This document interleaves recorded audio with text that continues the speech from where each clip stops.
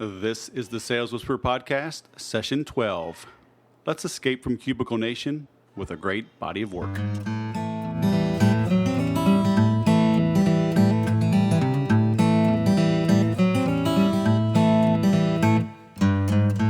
Welcome, everybody. This is Wes Schaefer, the Sales Whisperer, and today we are graced with the one and only Pamela Slim, author of Escape from Cubicle Nation and her upcoming book, Body of Work. Pamela, how are you? I am fantastic. Thanks for having me on the show. Hey, thank you. I've got a lot to discuss. Most everyone I've had on so far has been an author. Maybe that's a theme for my first dozen or so calls here. Because I've just noticed, and you can reiterate or correct me if I'm wrong, but it seems like it's almost the new calling card, business card, right? I mean, to give someone that type of credibility. So I always like to kind of touch on that and maybe ask your opinion on how did you write a book? What tips do you have for people to write a book? And then I want to get into, obviously, the specifics. Escaping from Cubicle Nation. You know, how can people get out of the rat race? But can you share a few tips and tricks on what it takes to write a book and get it published?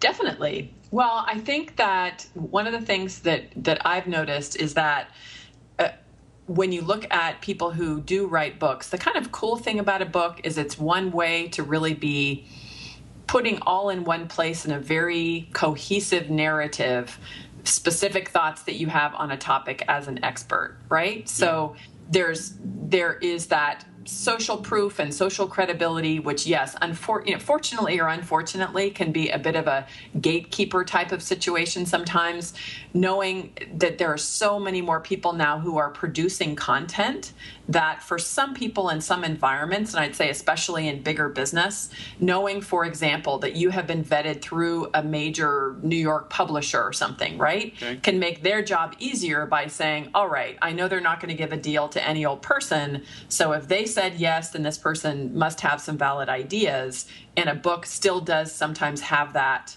social proof. So I think that's one way it can be useful. Now, we all know it doesn't mean it makes anybody smarter, doesn't make them better at what they do, and there are plenty of people who are absolutely brilliant, great problem solvers in the world who have not written books. So yep, that's, I think, where we have the bias. But depending upon which area you want to play in business, it can be very useful for those who want to do consulting or speaking or those kinds of things. So how did you get into that? What compelled you to write that book? I mean, obviously you did your own escape from the cubicle? Mm-hmm.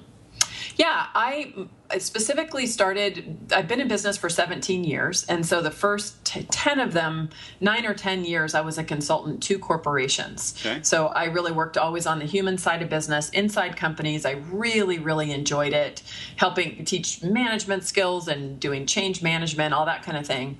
But I noticed after a while that there were a lot of people in those companies that really wanted to leave and start a business. But there was something about that experience that they just felt it was impossible. And I think for a lot of them, because they had grown up in the corporate environment and it felt like it was so scary to move. Talking about social proof as well, it's hard to tell your parents who have worked their entire lives to put you through college when you finally get a stable job that you're going to quit, put your entire family at risk and potentially your mortgage and go off and do some crazy startup thing. So there's a reason why people get scared about that transition. Right. So I started my blog about 8 years ago, Escape from Cubicle Nation, with the intention of helping those folks particularly, but also as a business development tool for myself, because I'd gotten married, we had our first child, and I didn't want to be on the road all the time like I was as a consultant. So I wanted to be coaching people virtually, and people needed to find me. It was a very different kind of a market that I had been working in before. So I wasn't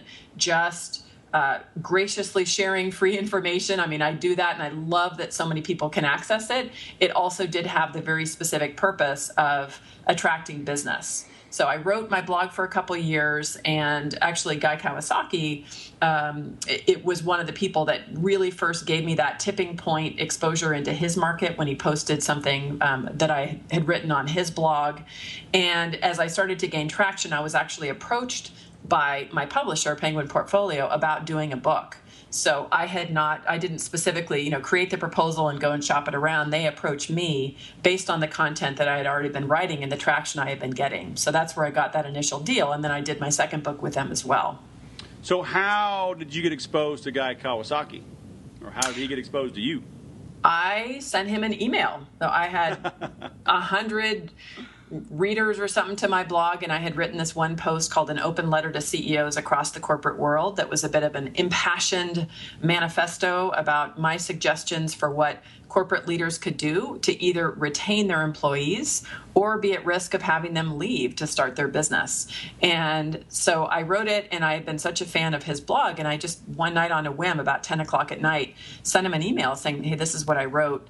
I thought you may enjoy it. I'd never met him before. And 10 minutes later, he emailed back and said, I love it. When I started, it was 4 points. And he said, can you make this a top 10 list? Because he loves to do things in top 10. So I furiously finished the post at about 2 a.m. and sent it back. And then he posted it on his blog the next day. Wow. And that's where I went from, 100 daily readers to 20,000 because it just absolutely caught fire. I was getting emails from all over the world from people like Bob Sutton, who's a management professor at Stanford, who's wrote the No A-Hole Rule, I will say, to make this PG-13. The full title of the book includes the full word, but, just got a lot of really wonderful traction. And yeah, just, really maintained a friendship with Guy. I have that book right here. You have that book. There you go. Yeah. I have it accessible. That is wonderful. That is wonderful. So, so we just maintained a contact. I was letting him know during that week about all the activity that was happening. And he's a very, very generous person. He's somebody who actually loves supporting newer entrepreneurs. And he doesn't really broadcast about that, but that's really the way I know him now. So we developed a friendship, and then he ended up writing the foreword to my book a couple years later.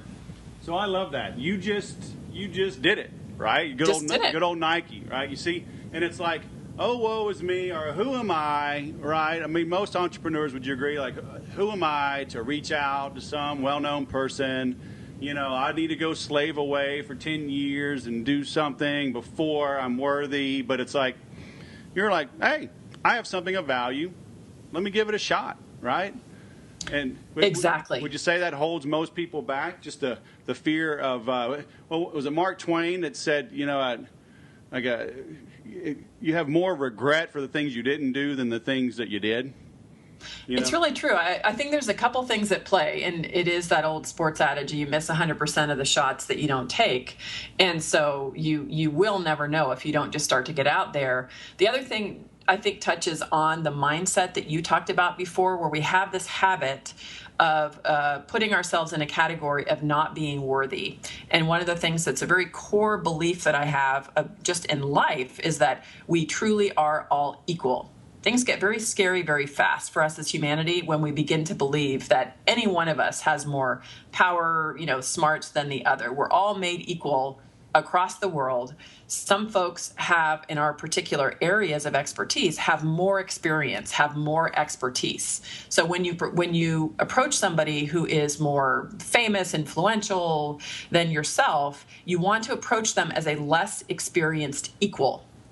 And not just, I am not worthy, and like people, and it's funny, now I get my own emails, so I've been around the block for a while now, and people start the email like, I don't know why you would even read this, or, I know you're really busy, and I'm just this person, and I'm thinking, that is not the best way to start the interaction. So you haven't been doing this as long as I have, but when I started, I was exactly in the same place. Right. So that, I think, is a very important thing, and there's a line, of course, between being just super cocky and bragging. It's not about that. But actually, Guy had said this once. I was moderating a panel that he was on at South by Southwest, and we had Kathy Sierra, who was in the audience, who I've been a huge fan of. I'm not sure if you know her, but she used to write a blog called Creating Passionate Users.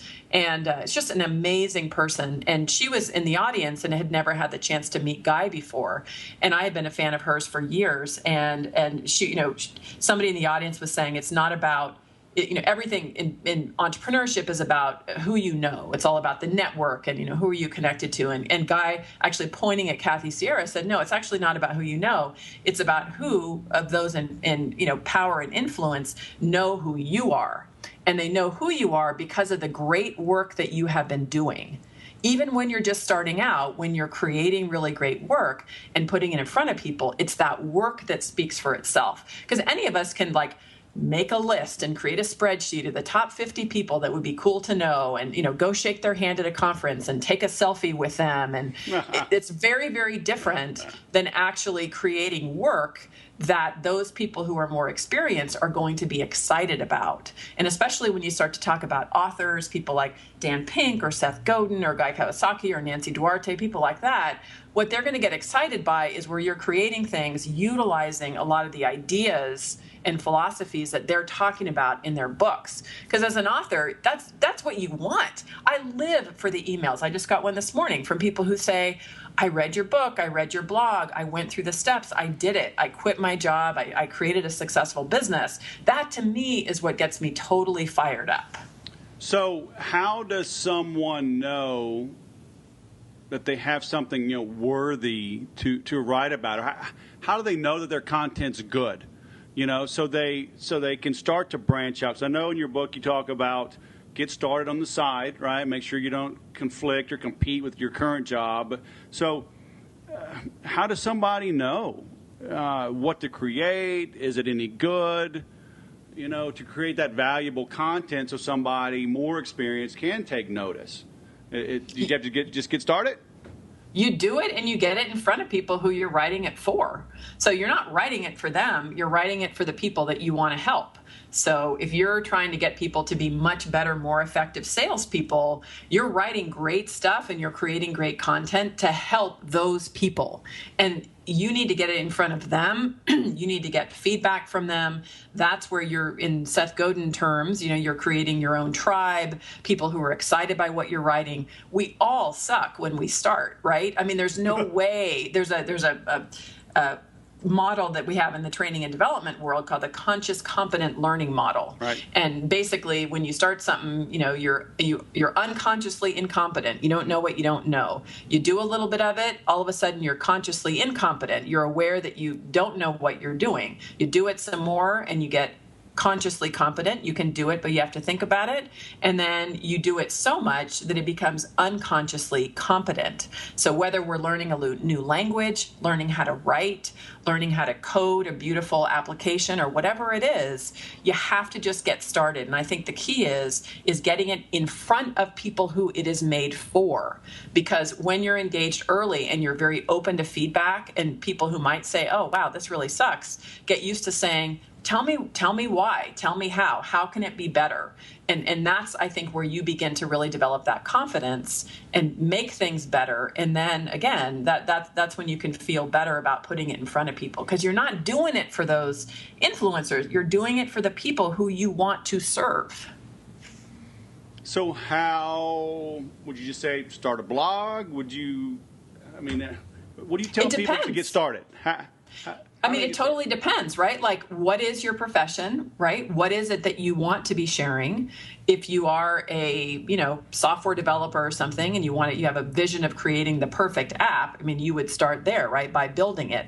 If you're wanting to get exposure and get connection to your core audience, then you're going to want to choose the tool that is that is most frequently used by your audience. So you're choosing, for example, right now to create a podcast, right? Because we know a lot of folks, salespeople especially, they're always traveling, they're on the road, right? They have some time on the plane, they can download it. It's a really easily accessible thing for them to do. Versus if you're trying to reach 20-something tech folks, if it's not on YouTube, it doesn't exist, right? You got to do videos. So the nice thing about a blog, or at least the platform of a WordPress blog, is you think about that as your digital home place where you can be including media from a variety of different places. So there are folks who on their WordPress, air quote, blog, air quote, just have audio podcasts or just have their videos there. But at least that's a place where you can point people in a central host of all that content that you are creating.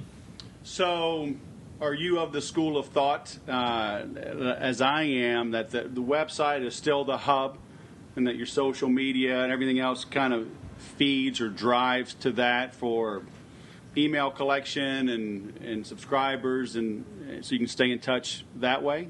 I'm 1,000% of that mindset that everything comes down. If you're running a business, everything comes down to who is on your mailing list. That certainly has played out in my own business, and the research plays it out in crazy ways, that it's sometimes 10, 20, 30 times more effective to when you're selling services and products to people on email versus on social media. It doesn't mean it doesn't happen. It's all part of the marketing picture.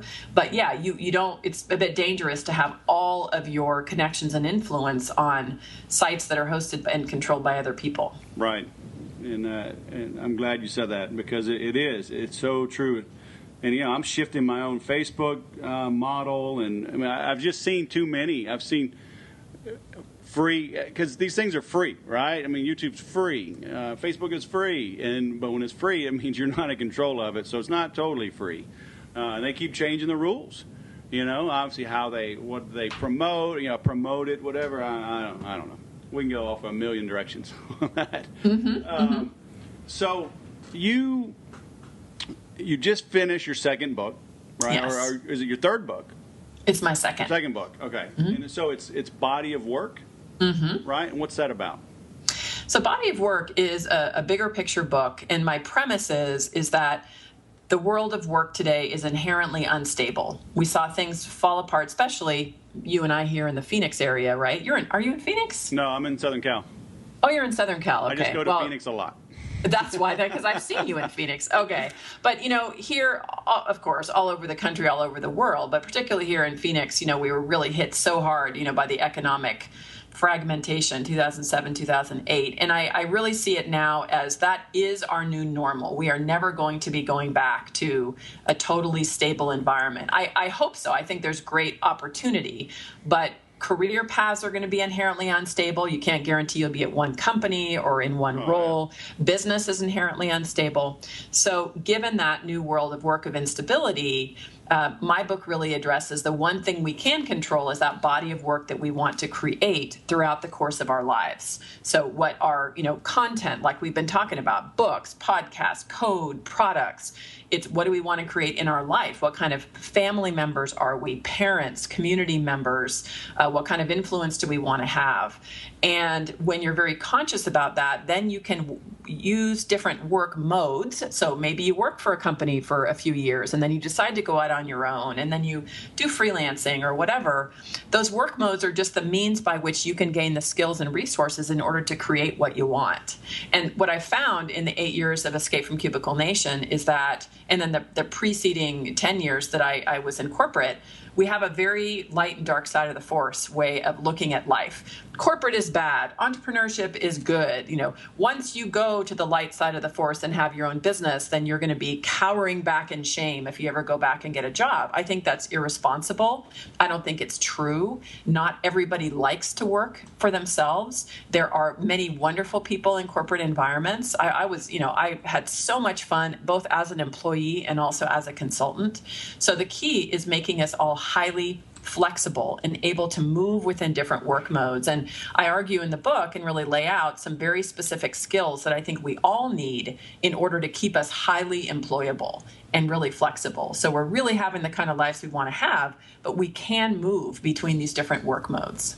Well, I'm glad you brought that up, because not everybody knows my whole story. I was in and out of corporate America a couple of times, even after I started the Sales Whisperer. I had begun laying the groundwork. I got laid off from a high-tech firm earlier than I thought, launched out on my own, was pretty successful, then kind of faded, then went back into corporate America. I saw the bubble about to burst, and I was like, man, I need some stability, because I didn't have enough legs, and at the time I don't know, what year was it?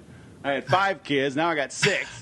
Right, and had a great opportunity to work with some friends. Then the bubble burst. Then I found Infusionsoft and brought that into my portfolio. And so, I went back and forth as I built it, and I don't know. I still feel worthy.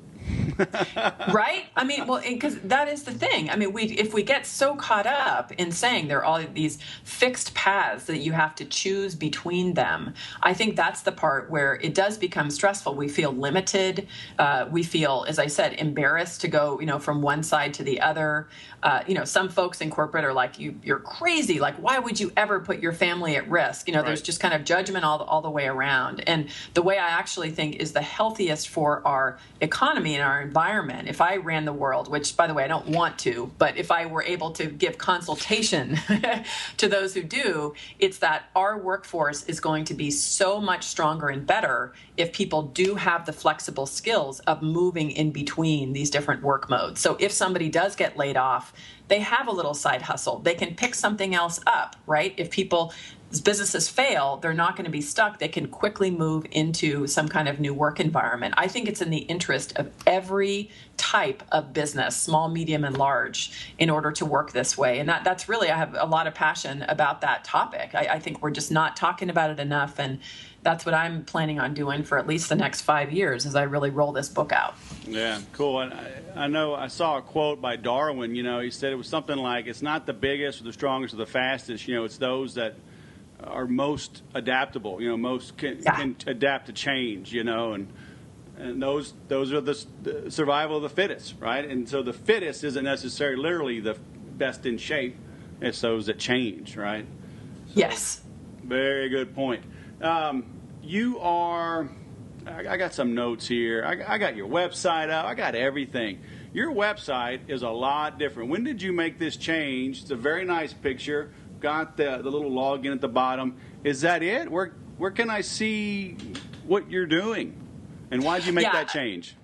Yeah, actually, I haven't really. It's kind of, I've done like little baby steps. My site is still Escape from Cubicle Nation, which is the main site where I've been the last 8 years. Yep. And what I've actually been doing, we just launched the basic placeholder for PamelaSlim.com, which is what you're looking at. Yep. Because as I've been writing my book, one of the actually really fun things I'm working on right now is a little bit of rebranding, because as you can imagine, being the Escape from Cubicle Nation lady is not the best calling card to have me come in and speak to corporate groups. And so I've been doing a lot more speaking. I've done a whole bunch of webinars with Citrix, with different corporate partners, and we want to have a landing page that is really just me. And I was waiting to finish my book in order to really complete the rest of the site. And then we will migrate. I mean, the business plan really with Escape is to continue to maintain it, because I still have huge, fondness for it. There's a huge need in the market for it, and we've developed a lot of brand recognition. But in terms of the next stage of my work, we are going to be really rebranding under PamelaSlim.com. So it's integrating, many people don't really have any idea that I had all that experience in corporate, that I've done so many other projects and have specific expertise in workforce development and all of that. And of course, that's a very important message as I'm wanting to get in different places. So you should, in probably the next month or two, we're in July right now, you should see the full site roll out. But we just needed to have a placeholder, right? As I was doing corporate webinars and didn't necessarily want to send people to Escape from Cubicle Nation. I'm in no way ashamed of it. I've never been anti-corporate. I really never have, including in my book. I just really honestly talk about some of the dynamics that make it difficult in corporations. Right. Well, so it's a couple of, one point and one question, but I like the fact you're talking about the rebranding, because we all have to do it. I mean, it's constant iterations. I think I see entrepreneurs get stuck. They launch and they think that's it. Right? I'm like, think back to all the campaigns McDonald's has had, or the Army, right? Yeah. Be all that you can be, an army of one. Big institutions are always tweaking their message and their image and their brand, and so. We do too. I always tell people you should always try to beat your best ad, right? Or beat your best promotion, or whatever. Do you see people sometimes get stuck, and maybe they get complacent, maybe they have a little success, and it pushes them back into, go back to the dark side? Yeah, I definitely think so. And actually, one of the chapters of the book is about one of the core skills that we all need to develop is a storytelling skill. And so first there's a story that you tell yourself about why you're doing a particular thing. Then there's the story that you tell your market. And from a business phase perspective, when you're starting up your business in the early stage, it's important to focus more narrowly on a niche so you can really get traction. So you're specifically talking to an audience about a topic.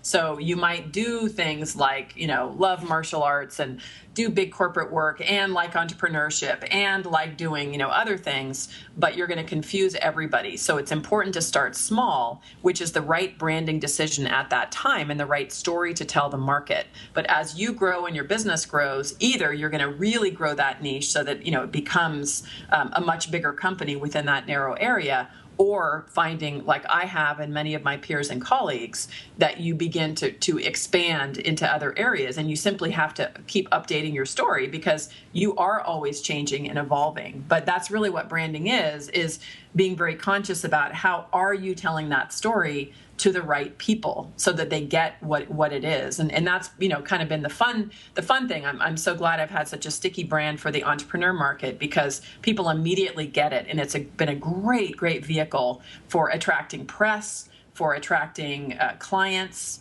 But looking at my new market of larger companies and bigger partners, it actually gets in my way. Because Right. it's not accurate. It doesn't tell the whole story about what I do. So tell me live on this podcast if I'm crazy, which is a yes, but for this topic, this idea. I was going to say, I already know the answer. Yes. So now the next one. But I always tell entrepreneurs that are starting out to not focus on a brand per se. I tell them, go kind of like what you're saying, go produce great results, go produce quality. And through the delivery of great content, of great service, serving clients, that a brand will be built. Because I think we get caught up with seeing McDonald's and Goodyear and Army and Pepsi, their branding, but they're million and billion-dollar companies. They have a branding budget, whereas entrepreneurs starting out needs to invest $1 today and get $2 back tomorrow to feed the family. Do you see people wasting too much time on, quote, branding, worried about a logo design and everything else and avoiding really getting out and building a business?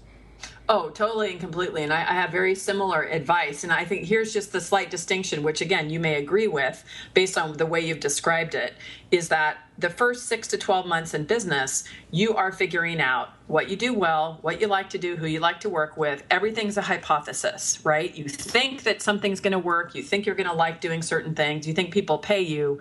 And you have to go through the process of experimentation in order to really figure out what it is that you do. Yeah. And so by doing that, then you often find out what really is unique about your approach, who is that specific market that you want to start with.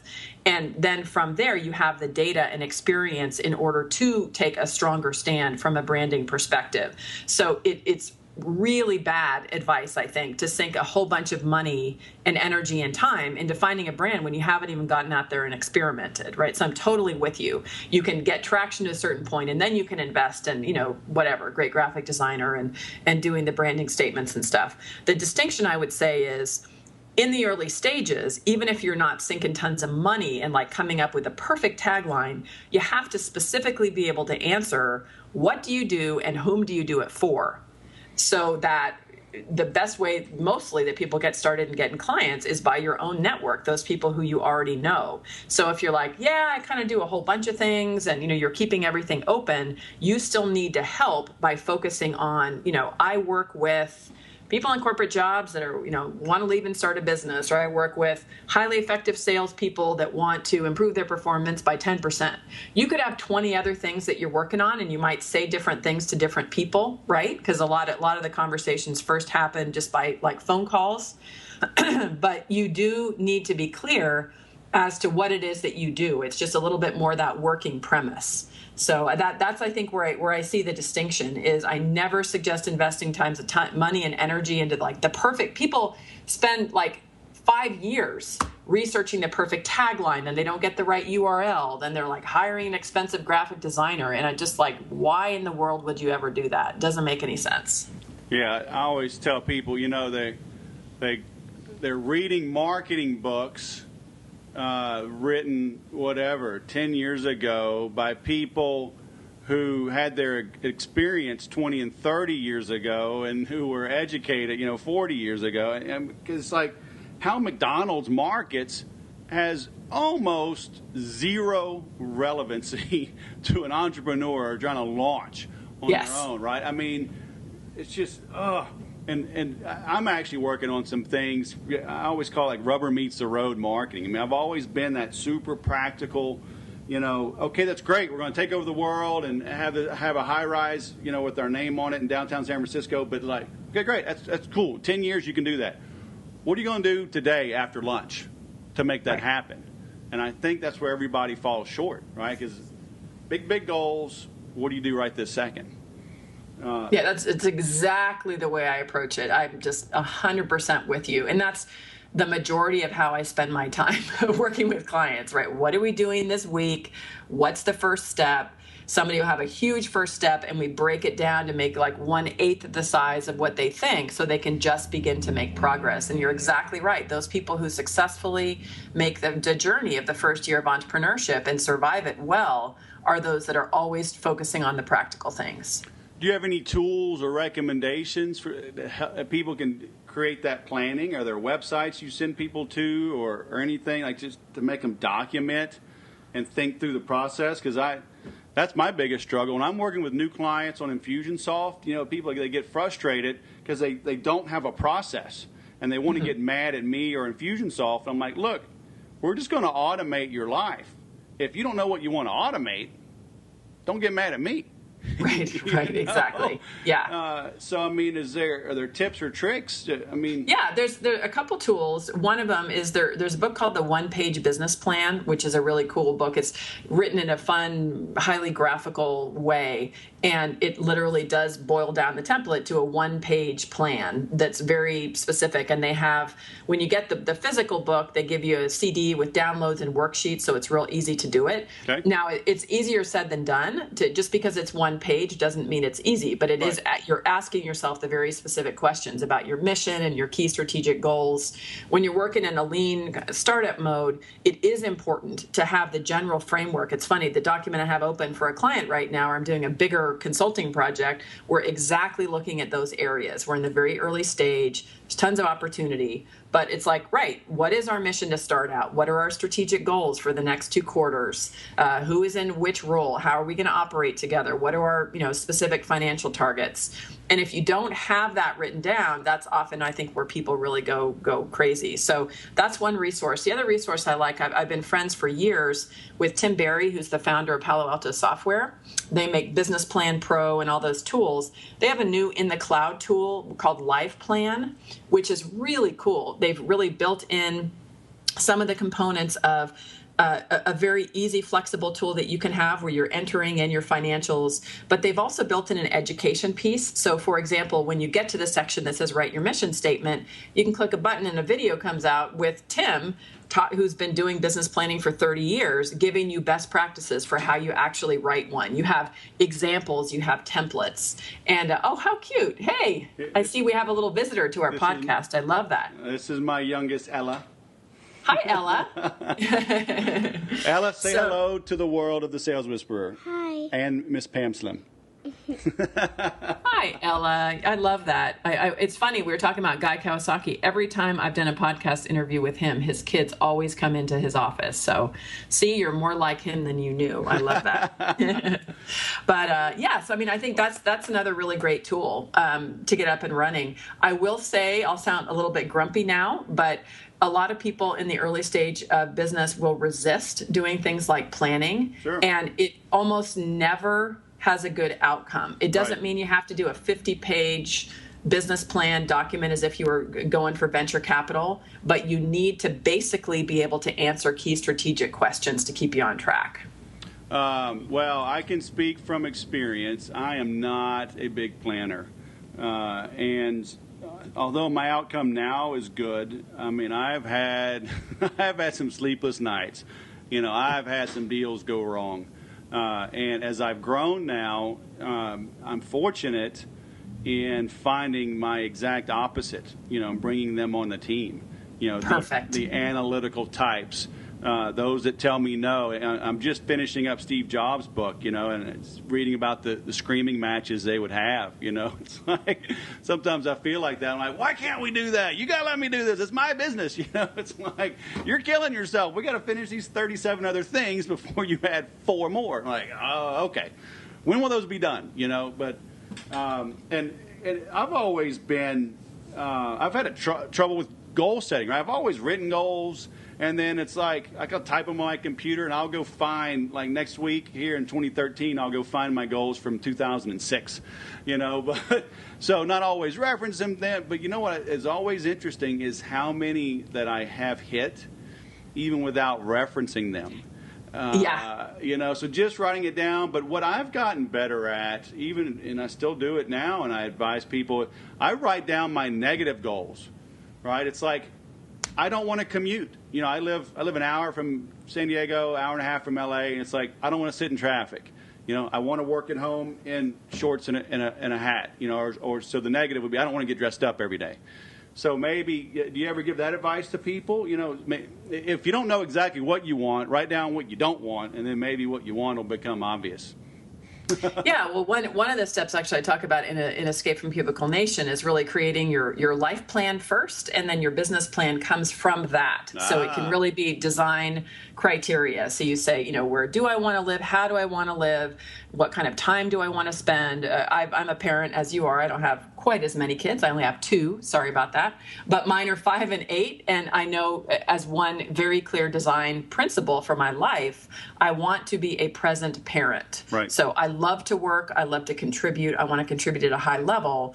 But for example, unless I'm doing something like writing a book, I don't work weekends. I don't work evenings. I like to drop them off at school in the morning. So I'm going to minimize travel as a conscious design parameter before I create my business. So when you do those things and you really define, as you said, you can do it whatever terms motivate you. But when you say, like this is my criteria, now let me build a business that's going to deliver on the life I want to live. If you don't do that part first, then often you just find yourself chasing the market.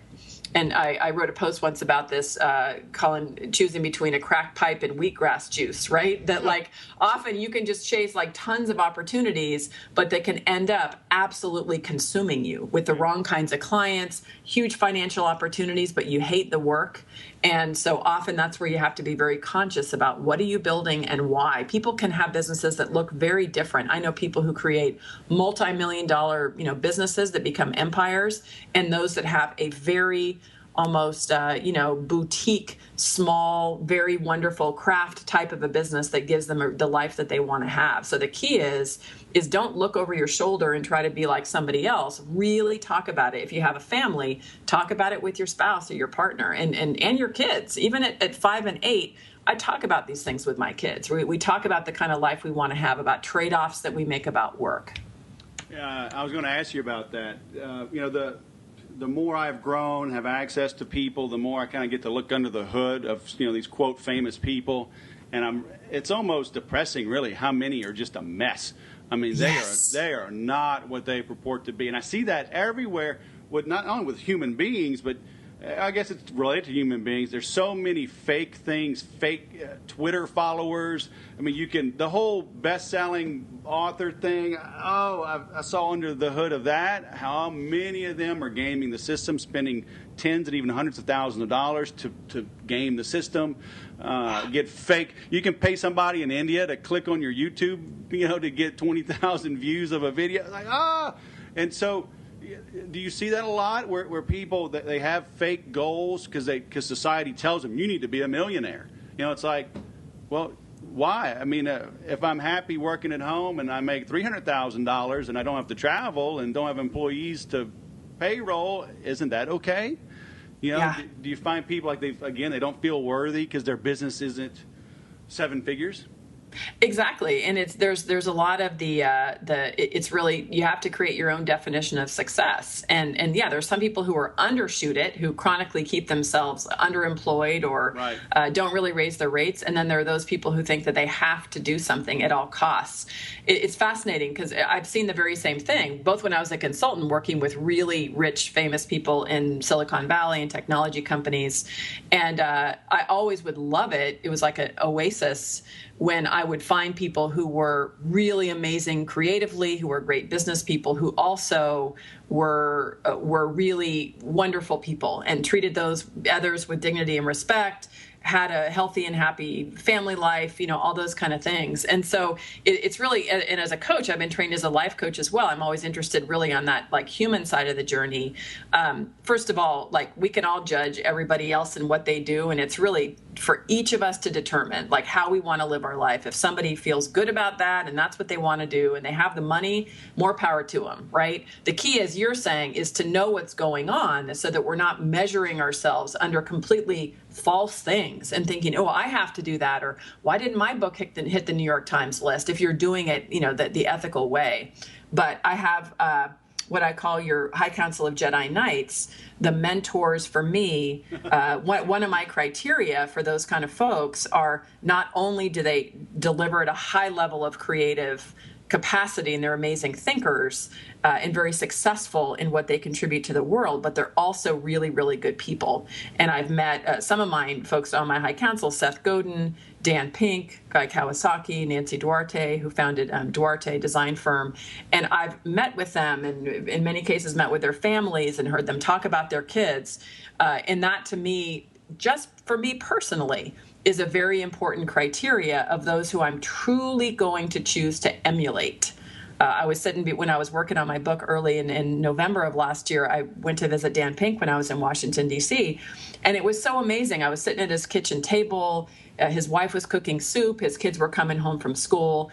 And I just saw right there what kind of a person he was. He was so wonderful, saying, my wife, Jessica, she is like my best sounding board for my books. I totally trust her judgment. Every piece of writing I run by her. And I was just sitting there, going, all right, you're the kind of person who I know that I personally want to emulate because that's a very important value to me. So I stress to me because for some people, those things are really irrelevant. Right. But that's why it's so important to define what is your vision of success, because it is motivating when you have, peers or people who are more High Council of Jedi Knight members who have a high level of success. But just make sure that you're betting on the reality of the situation, and sometimes, as you said, really successful people may have like wrecks of marriages and they never see their kids, or they're, struggling with substance abuse and all these things. It's not a good way to live. I wouldn't want to live that way. Yeah, there's so many. You brought up something a little bit earlier, talking about underperforming, or forget the word, but how prevalent is that? You see entrepreneurs working too hard, not charging what they are truly worth, and how does somebody fix that? Yeah, I do see a prevalence of it. Unfortunately, I do see it more among women than men. And there have been some really well-documented studies about often, the way women are socialized is often to, in a traditional work environment, to not ask for as much, to have a harder time getting a raise. We all know the statistics in terms of women earning, I think, like 71 cents, per dollar of their male counterparts. I think a lot of that's just the way that we're socialized, and the way we're taught. But I do see it often in new entrepreneurs of both genders where people have not really gotten clear about the value that they provide, and they just get stuck in the pricing mentality. And in particular, that idea that I can't charge, I have to really charge a small amount in order to get people to work with me. And that simply isn't true. You have to really be looking at it from a value-based perspective. Who is your market? What value are you providing? How do you want to position yourself in relation to your competitors? Some people are going to choose to really, really value initially from a high pricing point because that's a very specific way they want to position themselves. I think any business person always to live with themselves and sleep at night, you really have to make sure that you're actually delivering on that, right? So you're looking, for example, at some of the consulting you might do for Infusionsoft, where you're really being strategic and helping people to be automating, their entire business, you really can begin to see some very specific correlations with the kind of income that they can bring in, right? The kind of efficiency they have in their business. So I don't mean to artificially inflate your prices just to make you look like you're important, but you really have to do a strategic analysis of the market. And some people just assume if I'm new, I have to charge less. Right. I have to charge less with competitors, otherwise people won't hire me. And that's simply not true. First of all, you don't come to business with no life experience. Sometimes people come with a really deep breadth of experience, and maybe even folks that haven't been in the workplace, somebody who's been a stay-at-home mom. My goodness, like there are huge amounts of skills that you can have in that particular role. So all of these you have to take into consideration in pricing. Yeah, I'm glad you said that, because like value pricing, because people will ask me, what do I charge? And like in my training, I tell them you have to talk to the prospect, understand their problem. If they have a $100,000 problem and you charge them $30,000 and fix it, then they got over a 300% return on that investment. And if somebody comes to you with the exact same problem and it's costing them $50,000, then maybe you only charge them $15,000. Maybe you do the same work, but it's that value base, and I see it all the time. It's so hard to internalize. It was hard for me too, but once I did, man, you start taking on the projects you want to take on, and they're more fun, and you're getting paid what you're worth, and the client's always happy. Like you said, if you deliver. Yeah. And I think all entrepreneurs going into business, they want to deliver, right? They're not doing this to go cheat the world. Exactly. I did. You might have seen Skip Miller that spoke at the Infusion Con this last time in Phoenix, and he was actually my client for about 3 years when I was in Silicon Valley, and I was helping to grow his sales training business, and he had a huge influence on me in terms of the approach to pricing. And I remember one time we were in San Antonio, and he was delivering a workshop for a bunch of salespeople for a large company. They had real big quotas, each one was, $200,000 or $300,000 quota or something per person. And it was something, it was around maybe $30,000 or something he was charging, for a 1 hour thing, something like that. And I remember wow, that's so much money. That's amazing. And he's like, do the math. If two people in the room make a 10% improvement and they clean up their funnel and they end up closing a couple deals, immediately then it's paid for the investment. Right. Now, he has a really good record because he's really, really good at what he does, and people did have huge improvements. So then you start to get into the 10, 20 times return on investment. And when you start to look at it that way, you realize how absurd it would be if you say, I'm just going to charge $2,000 for an hour. Right. And because then people don't value what you do. Right. And it really was a good, it was a good lesson. But I remember just, being much less experienced in business. This was over, maybe 10 or 15 years ago. I was just flabbergasted, my gosh, that's amazing.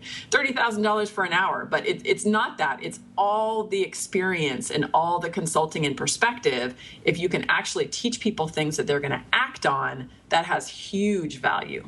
Yeah, did you ever hear the story of the the refinery or whatever, the factory that was frozen? Everything just came to a halt, and they called this old retired engineer. Had worked there for 30 years, and he came over and he walks around, he feels some pipes, and he pulls out his hammer, and bam, he hits in one spot, and everything starts working again. And they were just amazed, and he sends them a bill, and it was $5,012, and they're like, "You were here for 5 minutes.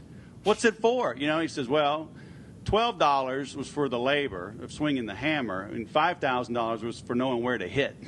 Right, exactly. That's it. That's it. That's worth money. Well, very nice. I appreciate you taking the time. Do you have any words of wisdom, parting words for our listeners?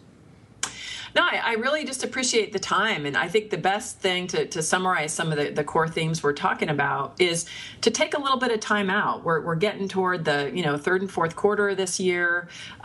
make sure you step back and say, am I creating the kind of things that I want to create? Am I focusing on the right priorities? Am I really being efficient? If you don't have a plan so far this year, don't beat yourself up, but create one moving forward so that you can really focus your effort and energy. And I think just by doing that, by taking out that regular time to look at what you want to do, is going to make you much more successful. Even as you said, if you write down the document and then forget you did it, there's something that happens in your brain where you articulate, this is what I want to do. Right. Very nice. Well, I want to be you. So, hey, thanks for taking the time. I get to pick your brain and get a little closer to Pamela Slim. That way you don't put me in another chokehold, and people will have to go to the website to see what I'm talking about. Only when you misbehave, I will use my MMA skills. And I just got my black belt, so now you're really in trouble. Only when I misbehave? That's all the time. All right. Very cool. Well, thank you very much, Pam. Thanks. All right. Have a great day. You too. There you have it from Miss Pamela Slim. I love it where she said, we all suck when we start. You have to get started. I always tell people, you have to want to do what it is you're doing so much that you're willing to be bad at it and suffer through that until you get good. I love where she said, she was doing her consulting gig, and she noticed a trend. She noticed people asking for things. So she started her blog. Then she reached out. She went big, right? Reaching out to Guy Kawasaki. He put a blurb out. He responded to her immediately, late at night, right on the weekend, I think she said. And first thing Monday, he shot it out, and her business took off. Just because she put herself out there, she built up her body of work over many, many years. So it may appear like she was an overnight success, but she built that for years. She asked for the order, right? Insofar as she asked Guy Kawasaki to say a few kind words, and he did. So I hope you enjoy this podcast. Remember, if you like it, visit the link on iTunes, leave a 5-star review, tweet it out on your website, go to my website, share a few kind words. The more I grow, the more I can help you grow. Good selling.